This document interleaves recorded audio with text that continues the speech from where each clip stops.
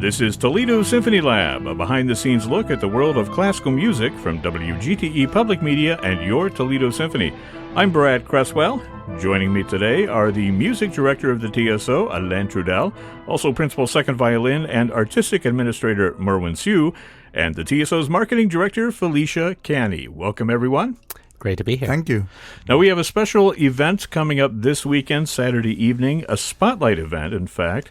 The film and music legend Queen Latifah is coming to Toledo, one night only. That is happening at the Peristyle, right? At 8 o'clock p.m. Saturday evening at the Peristyle. More information at 419-246-8000. You can also go online to the website at toledosymphony.com. Now, here's what we're doing today. We're taking this whole Queen Latifah thing sort of as an inspiration, as it were, for the topic of the day. And the topic of the day is classical crossover. Or it could just be any kind of crossover music. It's a great big subject, so a lot of things to talk about. First of all, I want to say that Queen Latifah is not really a crossover artist. Certainly she touches on different genres, but I mean, she is, she's a genuine artist in all of those genres. But I think you've got so much versatility with Queen Latifah, and I think you'll see that in the program.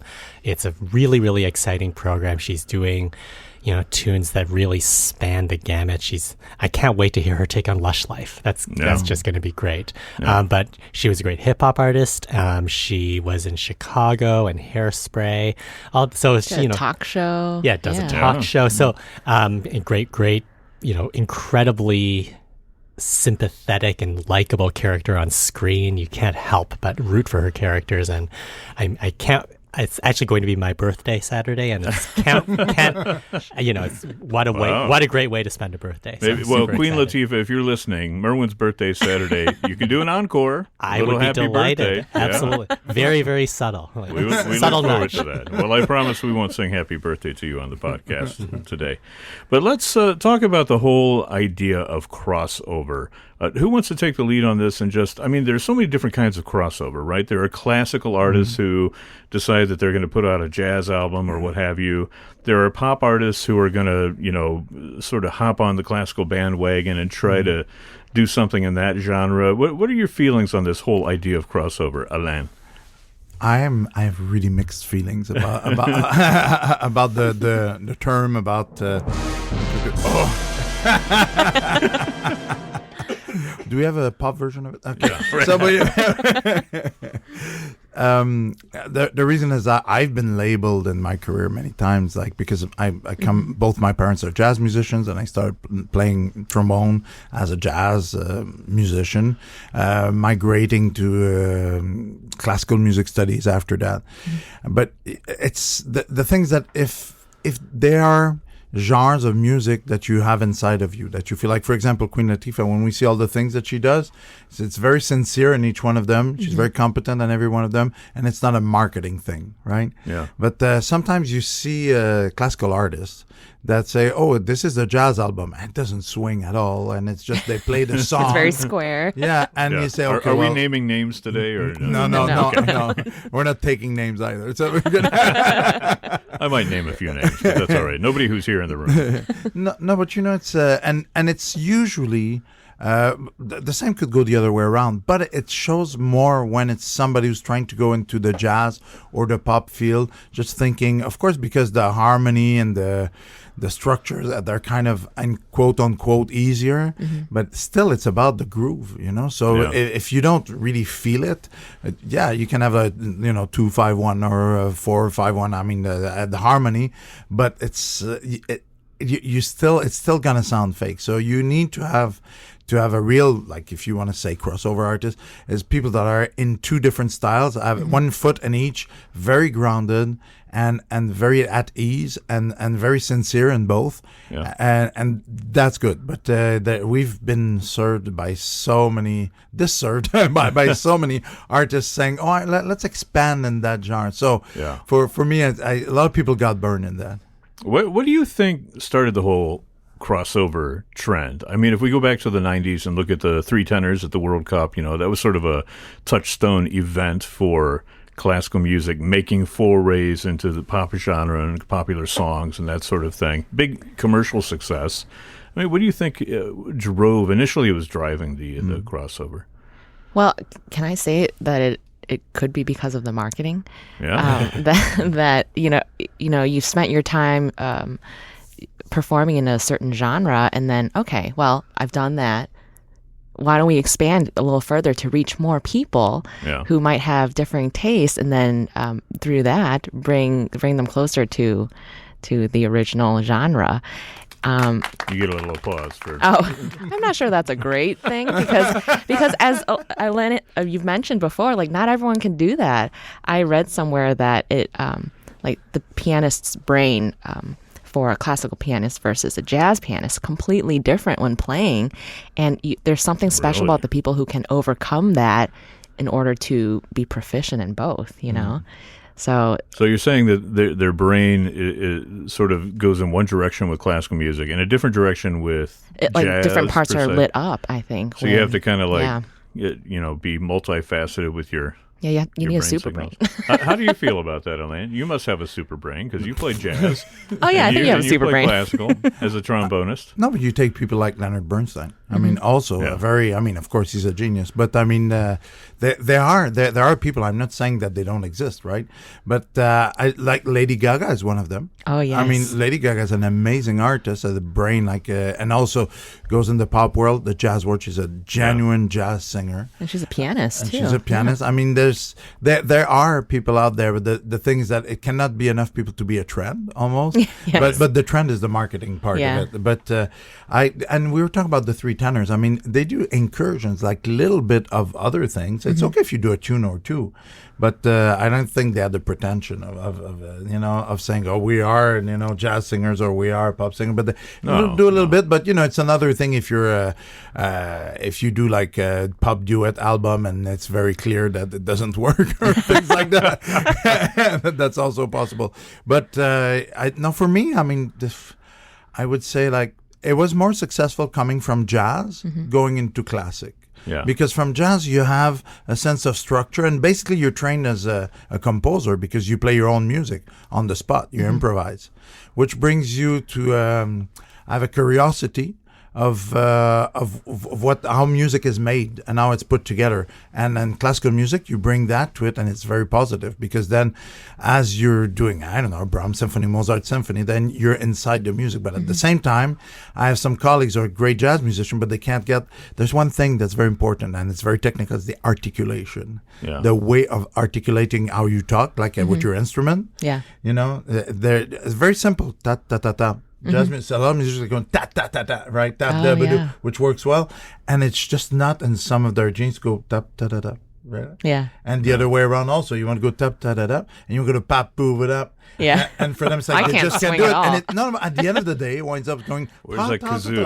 Right? Very proper. Yeah, exactly. So, but again, some of them are amazing. Do you remember a clarinetist called Eddie Daniels? Eddie Daniels? Yeah. No. he was one of them. Fantastic. Benny Goodman. Yeah, Benny Goodman for sure. Benny Goodman, another genius. Not only played a lot, but commissioned absolutely a lot of composers. Yeah, Did he start classically trained and then moved over to?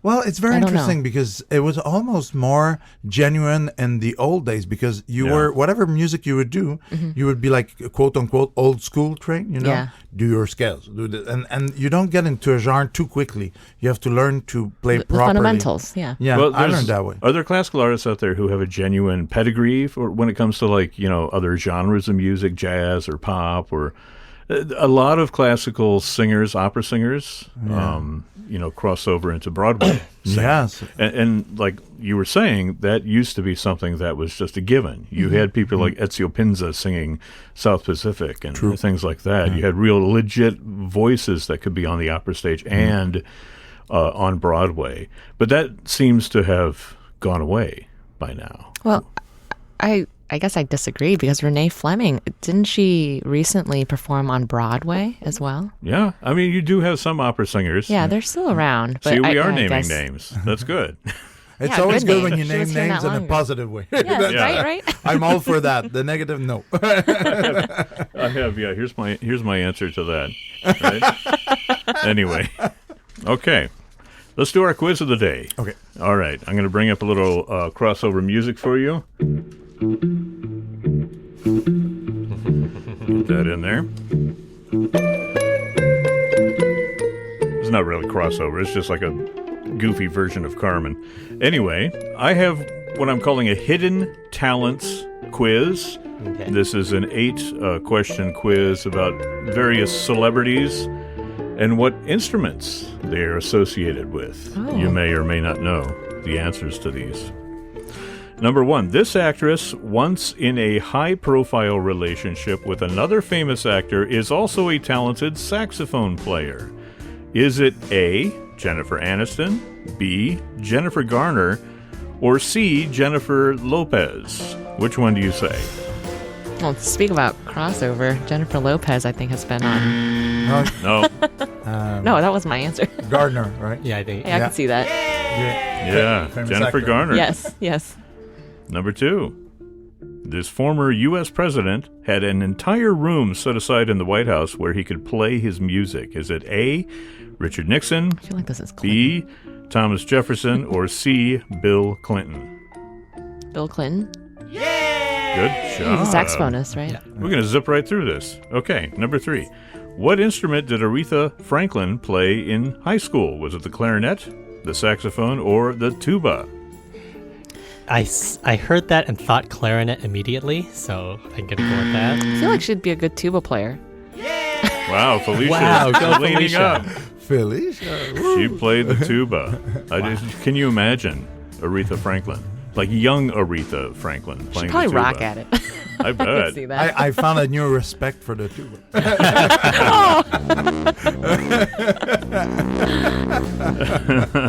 Okay. Which of these celebrities plays the trumpet? Is it Richard Gere, Steven Tyler, or Samuel L. Jackson? Richard Gere. Well, he does play the trumpet, but that's not the answer. Wait. What? Well, that's not the total answer. Oh wait, you could choose more than one.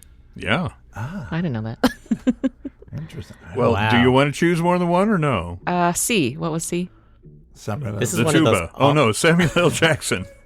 Samuel L. Jackson. Yes, he does play the tuba. But he does play the trumpet. But that is not the whole answer.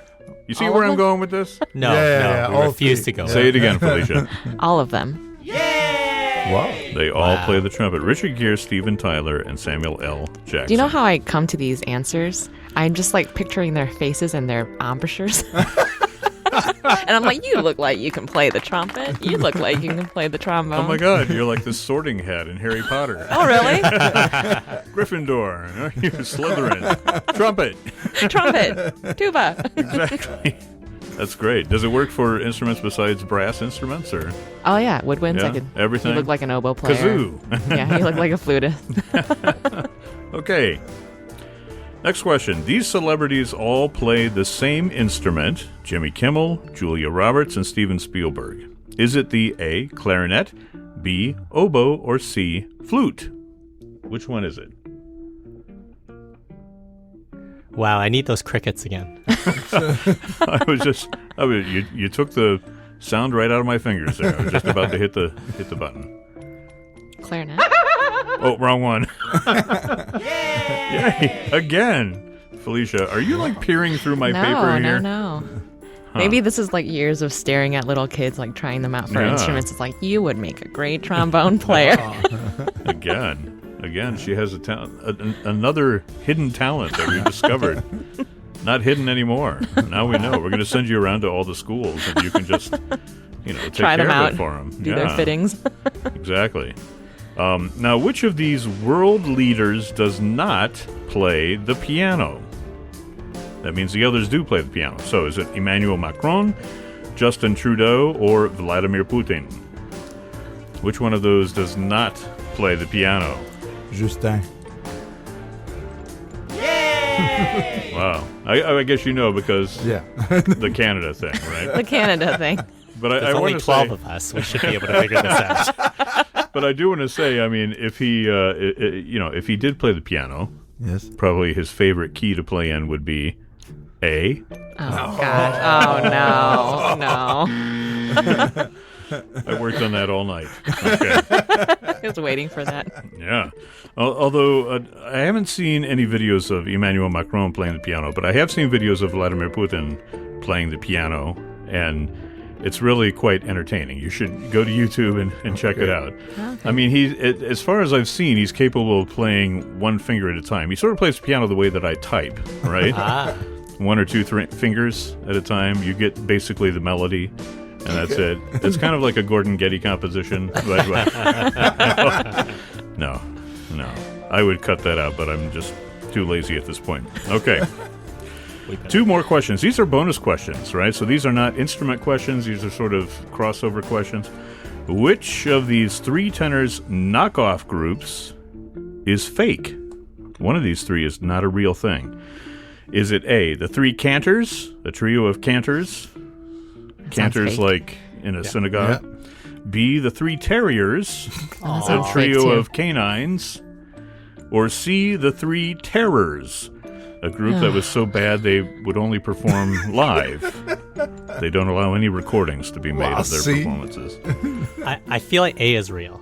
A is? Now A sounds really real. 3 cantors. After all that. We're looking for so we're the down unreal to terriers one. versus terrors.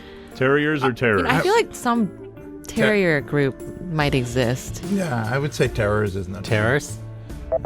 That's wrong. Really? Sorry. Oh, what? Wait, I'm so confused. Okay, so the false group is the 3 terriers. After that Messiah and the dogs and everything, I thought, I think we're relatively close to the puppy bowl, and thinking that could have happened, and that's like this real annual event. I was sure the 3 terriers would be a thing. Yeah. We should create it.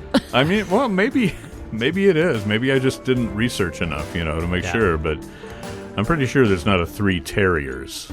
Although that would be really fun, wouldn't it? See, this is how crossover comes to be. Exactly. This is part of the podcast. By the end of the show, we're going to create our own classical crossover group, 3 terriers.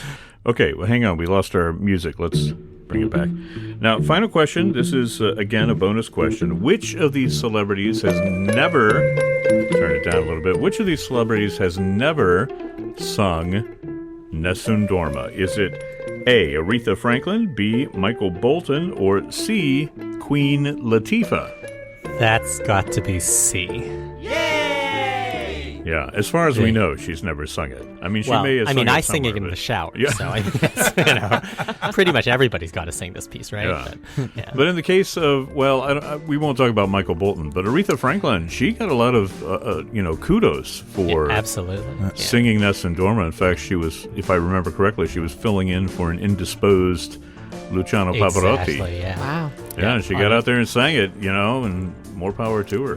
But she's actually been quite an ambassador for opera, and I think she's commented numerous times that Puccini is one of her favorite composers. Yeah. So, yeah. Although I do want to digress for a minute and talk about this Nessun Dorma thing, because that's become kind of a, the go-to aria for all the talent shows that you see on television and around the world.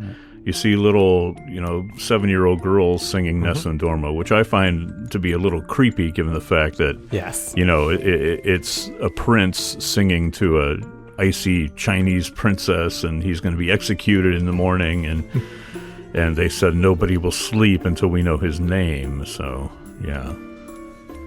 And there's also the music. I mean, this is a really hard aria. It is, absolutely. Sing, right? Yeah. What are your thoughts on the way Nessun Dorma has made its way into the pop culture, Merwin? Well, now I feel really guilty for singing it in the shower. But shower's okay. Yeah. If only everybody would, keep it in the shower. You're right. I think that the sense of struggle and the sense of heroism in it is... Oh, I thought you meant like vocal struggle. Well, I do think that's part of it. I do think that's part of it if you kind of transpose it into a comfortable range. In a way, sometimes when they take string quartet pieces and make them string orchestra pieces, and you lose the sense of struggle. It's a lot easier if you change the circumstances. And I think that sometimes what makes the piece so powerful, the context and the difficulty of it, gets lost when when you're miking it or when you're transposing it. And I think it's really, it's in a way, it's a little bit of a pity, but also, I mean, I just love the piece so much that, I also want people to be able to connect with it in whatever way they can. So, Okay. You defended your thesis pretty well there. What do you think, Elaine? I mean, you have conducted a lot of opera singers, and you know opera, you know voices. What are your thoughts on the matter? Well, for me, it bugs me when somebody uses something that you should be serving, like music, like great art, and it's not just classical music. I mean, if you see a little 10-year-olds swinging, sing "Love for Sale," and it's not, it's just wrong, right? Yeah. When you know the words. So, but it's, if you use it as a vehicle for a self-serving, something you want to try out or permit. There's some pieces you should leave alone for a while. Yeah. And this is one of them. But I mean, who am I to? I mean, everybody does it. A lot of people do it, and often they can do this one piece, right? Yeah. And then there's like you have a career on one piece. I mean, it's right. Sing the whole opera, then we'll talk. Well, yeah. I mean, because it's not at the beginning. No. Not at all. And, it really is a gold standard for the best of tenors, who are doing it professionally, as opposed to people who get up and can sort of canoodle their way through it. I think the most dangerous, I would say, for lack of a better word, types of singers who present that to a popular audience are the ones who style themselves as legitimate opera singers, right? But if you're in the world of opera and you hear that and you look at that and you're like, that voice would not fly on the opera stage at all. There's a disconnect that goes on between the public, the general public, and the cognoscenti, the people in the know. Does that make us snobs, I guess? Well, I was about to say, I mean, it's not a question of being elitist or being snob or any of that. It's just being aware that what it does. You would do the same thing with sports, and nobody would find you elitist or anything, right? I like that. That's good. You get a yay and a little applause too. Woo! But actually, that's one of the things that's really interesting. You think about, like on YouTube, there's some amazing street basketball players who have incredible hops and just amazing moves, and yet somehow, for some reason, didn't quite get to the highest level. Yeah. And it's being able to execute those moves or utilize that athletic skill within a much more difficult context of actually attempting to win a professional game. And I think that, within opera, I think there is an incredibly difficult context to be able to execute that ultimately without acoustic enhancement while serving a drama. That's a difficult challenge. That being said, I think part of me doesn't want to deprive people of the joys of discovering this music however they discover it. Well, we've been talking about a lot of different things, and not just crossover. I mean, crossover was sort of like, again, the launching pad for our discussion today. I'm curious, a couple of questions that I have before we wrap it up. Are there any specific genres of music that a classical musician should not be doing, that you feel like, like oil and water, that they just don't mix? Well, I think that what's important is to realize that there's extraordinary levels of skill in every genre of music. There are different types of skills, and they're not equal skills. And I think that if you are a practitioner of electronic dance music, that's a lot of work, and that's a lot of extraordinary production ability. And that's also something that's not something that we should be dabbling in unless we really feel that we've generated that expertise. Yeah. Like there's Daniel Bernard Romain, who's a hip-hop violinist, and he does a great job. But that's from years and years of practice. Sure. That's from years of understanding. And I think that sometimes when maybe classical musicians may bridle at the idea of musicians from other genres coming into classical music, it's because there isn't the sense of genuine acquaintance with the necessary skill set. And I would think that, people who listen to hip hop are going to be just as, as critical. They will notice. There's one thing we didn't talk about though, is that the inspiration. So you can be inspired by, and I know that you're a big fan of the Kronos Quartet, and they do things that are inspired by another genre, and maybe some arrangement of things, but that. And being inspired by something and not trying to imitate, or trying to say like, oh, I am a pop or art, or I am a jazz, or I'm a classical, Right. but I'm inspired by something that of another genre that I bring to my own genre and create something with that. That's very interesting. Like Gabriel Prokofiev, he put some hip hop in his. Gabriel Prokofiev is the grandson of the Prokofiev, and like in this. Is concerto for turntable and orchestra, or is concerto for bass drum and orchestra. Yeah. There's something really interesting in that, and you put the music of Charles Ives. There's a lot of composers and interpreters that are inspired by and take elements of that and their music making and their art making, but they're not faking and they're not kind of trying to imitate something. It's because they admire something and they want to another genre, that what they do, and they include a little bit of that inspiration and the genre that they play. And that's actually a very positive outcome that can come from that. Getting back to naming names before we leave it for today, do you each have somebody in mind that you could put out there as being like a successful crossover artist, somebody that you respect what they've done in terms of crossing over? Merwin? I think I did mention Daniel Bernard Romain, and I think so he's probably more easily searched as DBR. Right. And I think he's an amazing composer. I've had the great privilege of playing a couple of his works, and I think I don't really touch some of the significantly more hip-hop inspired works because I don't feel like I've, developed the immersion in it, but I very much respect what he does. Yeah. Felicia, you have somebody that you would put out there?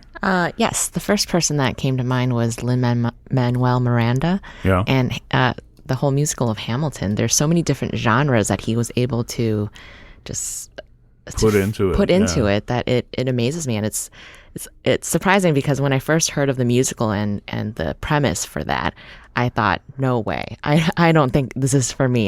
Not sure I really want to see something that has all this kind of hodgepodge genres put together. But when you do witness it, it's really compelling. It's wonderful how he was able to seamlessly go from one to the other. So that he impresses me. You want to take the last word, Alain? Oh, okay, thank you. I have a contemporary one and one that's from before a little bit. I've said it before. Lady Gaga is somebody I respect a lot. Yeah, absolutely. And she's amazing, and the both genres that she does. And I have to say, Leonard Bernstein. Somebody goes up, conducts Mahler, Haydn, and writes West Side Story. Yeah. I mean, West Side Story swings for real. I mean, and as Mahler is Mahler. I mean, he's very unique musician. Absolutely. Well, we've had a great discussion today, and obviously, we could keep talking about this. Lots of different avenues that we've opened up here with just the germ of the idea, talking about crossover. But I want to thank everybody who came in today. That would be the Toledo Symphony's music director, Alain Trudel, also Merwin Siu, who is principal second violin and artistic administrator, and the TSO's marketing director, Felicia Canny.